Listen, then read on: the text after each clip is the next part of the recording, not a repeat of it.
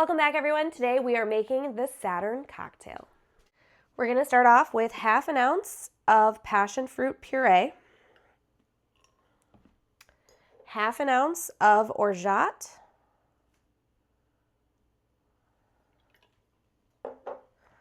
1 ounce of fresh squeezed lemon juice,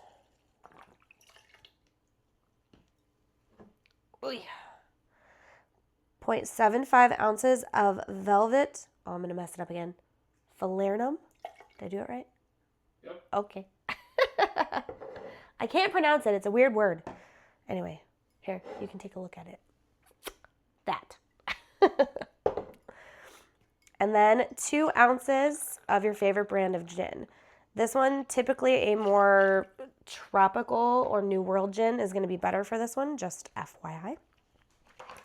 Now that we have all of our ingredients in our shaker tin, we are going to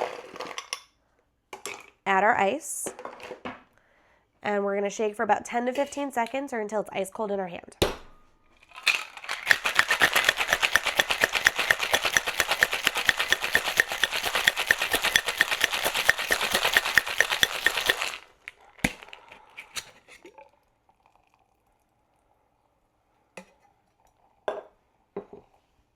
And then we're going to get our coupe glass. This is a little bit larger of a coupe.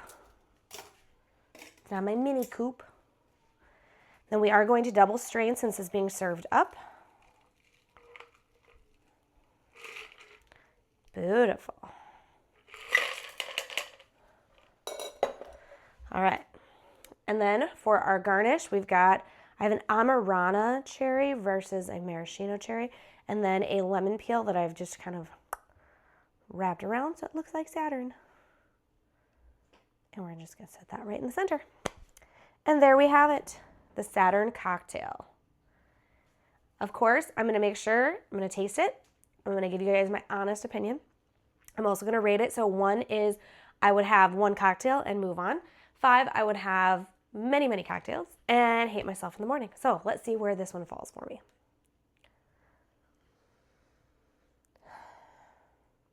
I smell a lot of lemon.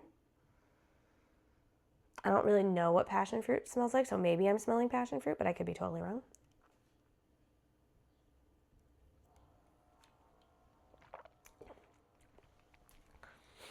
Oh, very, very interesting. You taste a lot of the passion fruit right out of the gate. You get a little, that brightness is coming through from the lemon. Again, I don't know what this guy really tastes like on its own, but this is a very, very well-balanced cocktail. So this original cocktail was created in the 1960s as a tiki-based drink without rum. So the big thing here is that it has gin in it versus a rum, but it gives tiki vibes for sure. It's very tropical tasting, but it's a very well-balanced cocktail. It's not too sweet. It's not too sour. It's beautifully right in the middle there. I got to give this one a 5 out of 5. This is a very, very good cocktail. I highly recommend. Of course, if you don't believe me, the ingredients are going to be listed down below. That way you can build the cocktail right at home. And then you're going to want to like, comment, and subscribe. And let me know what your thoughts are on this beautiful modern classic cocktail. And I will see you all at the next pour. Cheers.